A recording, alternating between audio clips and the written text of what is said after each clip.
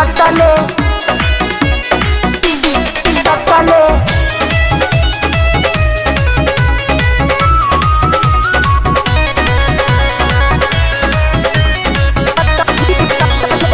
का जाने कवना सवत भीरी सटले सजिया पसंगे वो कबो नहीं फटले। अरे सखी सुना तारो का जाने कवना सवत भीरी सटले सजिया पसंगे वो कबो नहीं खटले। रोवेला पलंगिया मोर लंगिया टूटता रोवेला पलंगिया मोर लंगिया टूटता। सती हम कतन हसैया में बात नहीं हमार बुझता। ए सखी सती हम कतन हसैया में बात न हमार बुझता।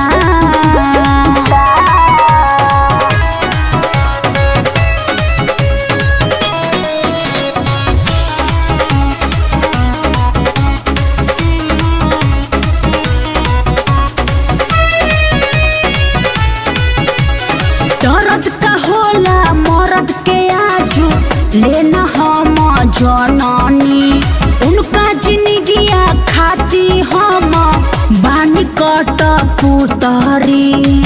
अरे सखी तनको दर्द ना पूछला हो। दर्द का होला मरद के आजू लेना हम जननी उनका जिंदगिया खाती हम कठ पुतरी बननी।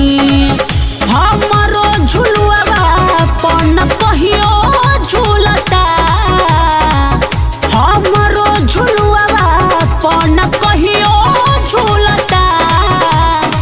सती हम कतन हसैया में बात नहीं हमार बुझता।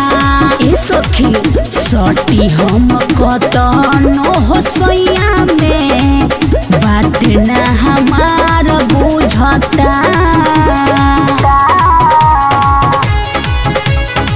अरे हम नैहर में रहती तो ठीक रहती।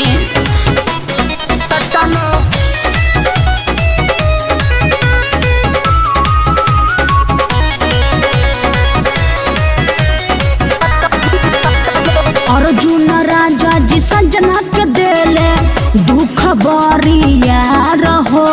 एकरा से निमन रहे जरहती बिना हम भाता रहो। अर्जुन राजा जी संजना के देले दुख बरिया रहो। एकरा से निमन रहे जरहती बिना हम भाता रहो। ओकर रहनिया देखी सांस फूलता ओकर रहनिया देखी सांस फूलता। सती हम कतन हसैया में बात नहीं हमार बुझता। ए सखी सती हम कतन हसैया में बात न हमार बुझता।